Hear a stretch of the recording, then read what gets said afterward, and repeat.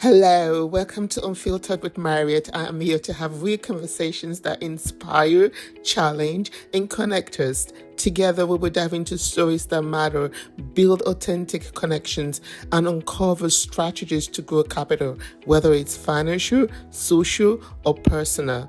No filters, no holding back, just impactful discussion with incredible changemakers and visionaries. Let's grow together. Join me.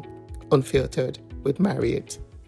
Well, who do we have with us today? Oh my God, I just even can't say it because I'm just so honored to have this amazing human being here, an amazing, great female leader in our community, Anita Huberman.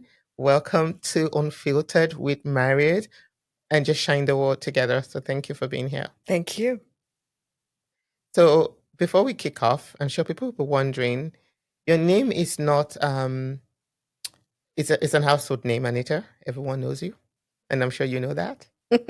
So for me to even ask to say, who is Anita Huberman? But I want you to just tell us who you are in your own words. Because I've done incredible things in the community. Well, Anita Huberman is a person that really has persevered in her life. She just ended a 31-year career at the Surrey Board of Trade, 18 years as president, but is still doing many things in Surrey and has great plans for the future. You know, my career at the Surrey Board of Trade, I did so many things, Mariat, as you know. So many. And it affected the lives of so many, not only business people, but really the livability of so many of our residents, not only in Surrey, but within the Metro Vancouver region, within British Columbia, within our nation. And a lot of my work, whether it was on the National Film Board, on our local immigration partnership committee, whether it's, I'm still co-chair of the National Wow. Disability Inclusion Business Council. There's still so many things that I'm doing. I'm still honorary captain of the Royal Canadian Navy. Woo! And now I'm on contract with Western Community College as Yeah, their that was a new announcement, and that was like something that popped out. I was like, yeah, wow. yeah. Um, Tell us more about that. And how did it come about that? Like you went from being president of SBOT, which is Surrey Board of Trade, and now you're now the group public officer for Western College in Surrey, right? If I'm So I'm the Chief Public Affairs Global Officer for Western Community College, and I'm also elevating the profile of Surrey's Health and Technology District. And so Western Community College has a campus in the Tech District. Mhm. They are expanding their campus into the fourth tower that is being built in our Tech District in Surrey by the Lark Group. And they're building Surrey's first student housing First. development in the fifth tower that is being built in the Tech District. So there's another 8 towers to be built. And UBC is coming into the mix as well with the campus in about 5 to 7 years, Mhm. approximately. So I've always worked with Western Community College. In fact, the Surrey Board of Trade and Western Community College, they co-own a space in the second tower, which is Surrey's Tech Center. To really nurture new and emerging tech businesses, Wow. but to make Surrey a tech destination. You This know, is a the big it's project, a isn't it? huge project. So it's not something that is brand new to me. I always have Mhm. a surface understanding of all issues and topics, but definitely the education industry, the development industry. I'm learning intrinsically about it and trying to help them as Right. well with my myriad of connections. Oh my goodness, Anita, honestly, I'm just feeling right now that I need a notebook or a computer because like you do so much, like from business to education to tech, you're everywhere. And the nonprofit and you have this passion of seeing businesses thrive, and I see you everywhere. Mm. And I wonder, like, a lot of people will ask that question, and sometimes do ask me that question too. So Mm. I want to ask you that question because when people ask me, I just feel like, wow, I know what my answer is. I won't tell you, but I want to ask you what people usually ask me. How do you do it? Well, I don't have any children. I have a very understanding husband. And I like that. Very understanding yes, husband. he's Okay. very understanding. We've been married 21 years. Oh my God, fantastic. And but as a woman, I'm very ambitious. I want to make a difference wherever I'm at. That's the key. And I Make a work, difference. I don't only work hard, I work smart. Awesome. And I think that's made a difference to many of the organizations or many of the projects that I've been involved with. And so I'm able to do a lot of things at the same time, like even my work with the military, that's completely different. But it's still about economic development. It's about improving the lives, improving our communities for so many. Wow. So when you say I'm able to do so many things, a lot of people struggle with that in this day. People just can't. There's so many hurdles or weight.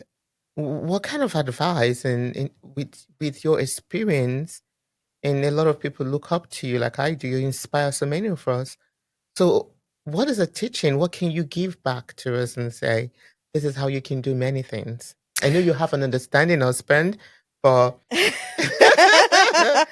so what advice can you give us out there and just say, this is how you can do many things like Anita Huberman?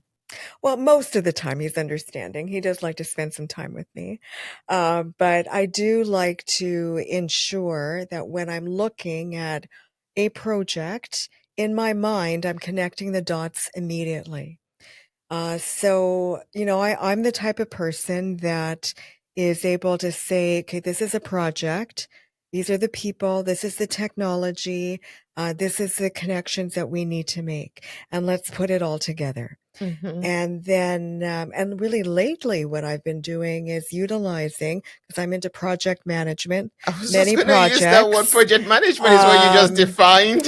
So, I'm old school. I'm a Gen I don't see Xer. that. But I use a day timer. And so if I send Mariat an email and I say, Mariat, I need this, and I know you're a busy lady, I'm going to diarize it a week later to follow up with you. If you send me an email right away, that's great, but at least it'll remind me. And by writing it down, it actually goes into my mind and it stays in my mind. And I think, really what's happening right now with the new generation, not everyone, is that we're too digital. I like you said that because I still write. I still write with my highlighter, and I write all my tasks for the day, and then I put the highlighter done, the highlighter done, then I can see what's left. So you're right, but probably that's my generation too, because I am not just the digital diary thing scares me because I really don't know what's left, what I haven't done, and I just feel like just go with my pen and paper so I like that. But as humans, we retain information more by writing things down, by taking down notes. There's something between the hand and the brain that connects us and makes us remember. And so, I think that's a true strength that I have. Maybe the younger generation may say, oh, you're nuts, you're crazy. But that has really saved me in so many different projects that I've worked on. And so that's what I would suggest to anyone that's listening to this podcast. Wow. Okay. That's really good because honestly it kind of resonates with me. So thank you for that. That's really, really amazing. And I also wanted to dig deep into the disability component of what you do. Because you do so much. Like I could talk about education, I could talk about small business, I could talk about anything with you. True. So let's talk about disability. You are I think you're the co-chair. I'm the co-chair. So and my other co-chair is Paul Clark from TD Bank. He's just the executive vice president, just got promoted in Toronto, and I work really well with him. And we're on the tail end of our tenure. with the federal government. At the end of November is our final press conference together, but really making sure that the federal government understands that every single person in this economy matters. And so our work is really a list of recommendations and a timeline, but also an action with our business community partners to ensure that they're hiring people with disabilities and that there's a results-oriented approach around that, but more specifically towards small businesses. 98% of Canada's businesses are small and medium-sized businesses. Yes. They don't have an HR department, but they need support. And so what we'll be announcing at the end of November is that real support that SME, small and medium-sized enterprises need. Powerful. Because I sit here as a person with a disability, and I work full time, but I have my own business because I'm trying to build a brand, that I can follow up to when it's time for retirement. I love to speak. I love to speak globally, and I do what we call the personal development training for employees. Um, so I've always wanted to find out. So thank you for that, for sharing more about what that means and what you've been doing incredibly behind the scene. So it's just been really when someone like me sitting down here who is a small business owner. So in terms of the work you do, in what benefit can we say that could help small business owners like myself who are persons with disability? We don't have that huge HR. We normally work 24/7 on our own. And then for me, I'm still in a full-time job. So I work late into the night for my own role. Maybe there are people listening out there, and Anita is just this shiny light that's always everywhere, inspiring everybody. What can you see in the long term that can support small business owners like myself? Well, I think there needs to be strategic people that businesses can just pick up the phone and talk to. So I need this person with this skill set. And there's Work BC, there's other types of organizations that do that, but businesses don't know about it. Communication. And it's all the communication piece. There's not an all-in-one portal.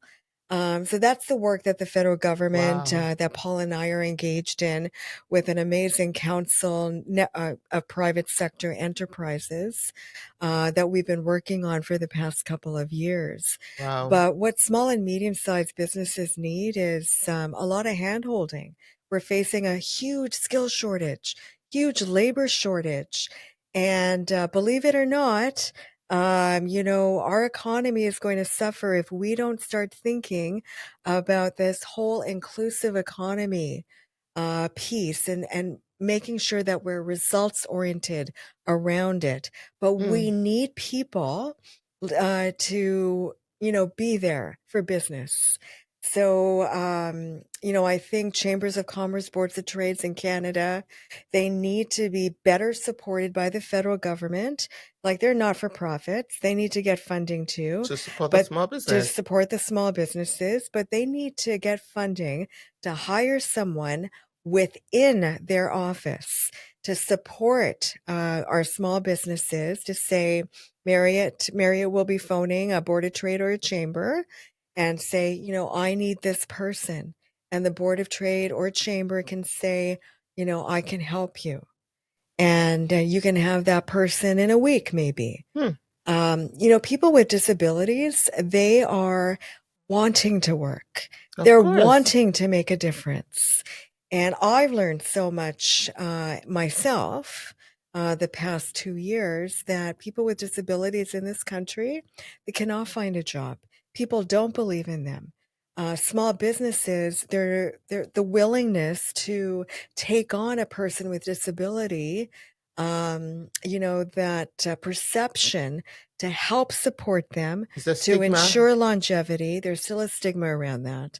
And that is still so unfortunate, especially when, I feel Canada is in an economic crisis. Wow. I'll probably say with that conversation is there is ability in disability.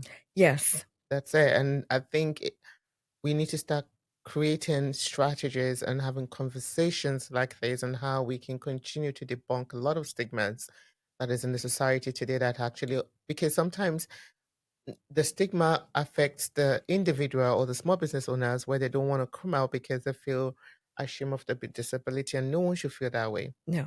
And that culture actually needs to start in schools when That's a we're good one, Anita. educated. And we need We to have to ensure teach that them young.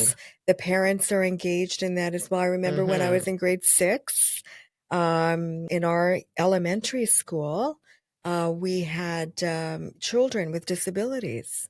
But what the school did is they said, to the rest of the school, come and be with these kids and help them. Like some of them couldn't feed themselves even. Oh, wow. It was an extreme disability. Now, I learned so much when I was in grade 6 and grade 7 and having gone through that. And it was part of I wouldn't say it was part of our curriculum. It was just something that we did. I think that the subject should be in school is like empathy. Yes. Because we want to train, like even when you look at grown adults right now, we're looking to see if they fit into being an empathetic leader. True. Because I always say this, your manager is your first therapist, because everybody needs a therapy. Yeah. You don't need to have a mental health issue to have a therapy.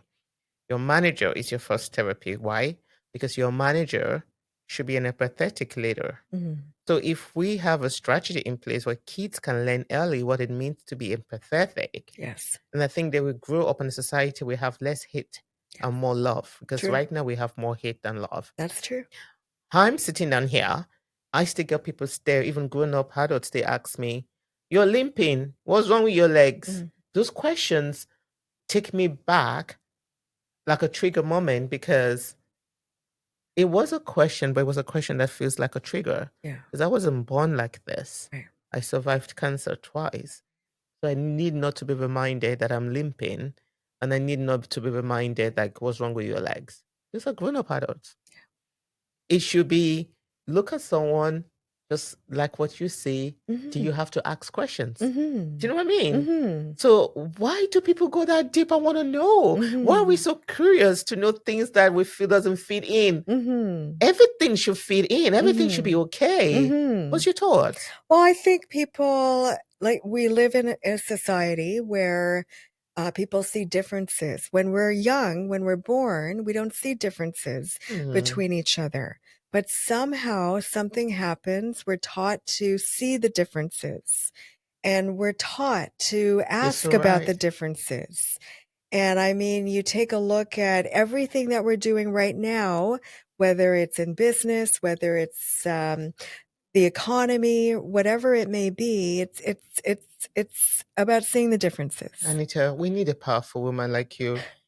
We need your powerful, we need your wand, your magic wand. And I hope somewhere, someday you're thinking about something bigger that you can do to light up this world and change this world, our community, our Canada for good. We really need a strong, amazing female leaders like you. What you just said took me to remember a lot of things late Nelson Mandela said. No one was taught to hate. Right. It was learned. Right. So it's so true. Yes. So if you can learn to hate, right? You can learn to love. Yes. That's very true. So we should be able to teach that. And I'm so glad you said that. And I hope if there's any educators listening, we should be able to start teaching kids the meaning of being empathetic, and so that we can have less hate, probably no hate eradicated in our society. And we can all just understand that it's okay for us to come together collectively and live in, unity, peace, and love. And everyone not just survive, Yes. but thrive. That's right. That's Because right. it's okay for someone with disability to thrive, not just survive. Yeah. It's so painful that a lot of people are just surviving because they feel no one's going to give me a job. My disability does not allow me to start that business. I don't get no support. So just incredible. A lot going out there. So we need you, Anita. So let's turn this conversation into something else, Okay. right? What will make you wake up every day, like literally not make coffee, not make tea, and just run out the door? What will keep you on your feet every day? The opportunity to do something different every day. I wake up every morning. My husband gets up at 6 a.m., Who makes the makes the coffee? coffee. He does. Oh, he does. He makes coffee for me every single morning. He's the most amazing guy. Ain't you lucky? I'm very lucky. But I say to myself, I get to do something. So like, even though I'm not with the Surrey Board of Trade anymore after a very long career, I say to myself, I get to make a difference with Western Community College or the Health and And you Technology are. In such a District short time, you're really or to shining. Surrey or to whomever it Mm-hmm. may be. And so those words, I get to, instead of saying I have to, make such a huge difference in my mind. I get to, not I have to. Exactly. Ooh, that is like a manifestation now for me, like Yes. affirmation. I get to, not have to. Yes. That's powerful. Yes. Wow. Because imagine if, you're 80 years old, you're not able to move. Like I remember my mother-in-law, she was so smart, but she got so sick, but her mind was still so active. And so it was so hard for her. And so she couldn't, she always said, I get to, but she couldn't because she couldn't really move. Yeah. Wow. So you have to live each and every day to its fullest. And that's what I believe in every morning when I get up. Anita, I want to know more about you personally. You shine around business wise, community wide, you do so much. We know you all around this landscape. Personally, so I want to find out things like, what does Anita like to eat? What does Anita like to watch on telly? Um, you know, what do you do? How do you keep it so much in shape? How do you stay so beautiful? And tell us, like, give us a secret. Like, what do you do? Well, I'm in love, That's a big one, and though. that is a big one for me to be I happy. heard that when you're in love, you just keep glowing, isn't That's it? right. And especially when you have your soul partner. That's right. He's my Ooh, soulmate. okay. There's Yes, still hope for me. but we love to travel and we love to listen to music, and I love to dance, and that's how I let off a lot of my steam. And that's how I stay young. I like that one. I like that one. I haven't been doing enough of listening to music and dancing. I've been listening to music, but I usually love to just dance in the house. And Which is fun. I just felt it was great. Every morning I wake up when I'm making my coffee, I'm dancing. I haven't been doing that. And then I've been looking for where to lift off steam. So now you just helped me decide. Yes. Woo! Yes. That is a good one. So you've told us about that. So what keeps you young? Well, it's just Oh, that. all of that too? It's all of that. But Wow. I always try to make time, to travel, to I yeah. thought you were going to say something like skincare. I could do this, I could do that, because Anita, No. any plan to do anything in the skincare? Because I don't know how you have this flawless and glowing skin. It's in my DNA. My mom is Okay. so beautiful. She's 71, or she's going to be 71 in January. And she looks young. She looks like she's 50. I'm 50. Whoa. And it's just in the DNA, Mariat. Well, I wouldn't say I'm jealous, but I'm going to get more tips of you offline. Okay. But it's been such an amazing opportunity to just get to know you, get to know everything you do. And I just speak so highly of you, because it's so important for women like myself to see other women who are right there at the top. And it just gives us this wings, like I feel like I'm floating sometimes, when I see a lot of women who are high achievers, and I consider you an high achiever. So for the women like myself watching you, like what do you have to say to us for that encouragement? Like, we're looking at you and all you're doing, your connections, your impact, the work you're doing. And thank you so much for coming to Better Not Bitter Summit, because that's just so amazing. You just said yes. Yes. And I think that's one of the things you do. You're very supportive. Yes. So other women who are in your position are achievers. What message do you want to pass across in terms of what you do for people to look at you and feel to get up in the morning and say, I have to, you know, Mhm. I get I to, get to. not I have to. That's right. So what's the message? Well, I think number one is stay humble.